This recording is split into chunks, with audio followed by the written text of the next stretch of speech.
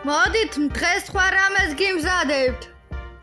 ჩავარცხავთ, ჩავაგდოთ კვერცხი და ჩავასხათ ზეთი. მერე მოვთქლიფოთ. ჩავაგდოთ ცომის ფირფიტები და მოვვრიოთ. ჩავამატოთ ყველი, მერე მოვვრიოთ.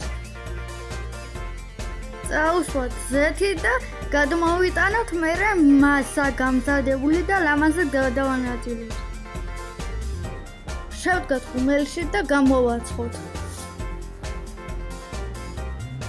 იფრიფ როგორ თუხთუხებს, როგორ დაიბრაჭა.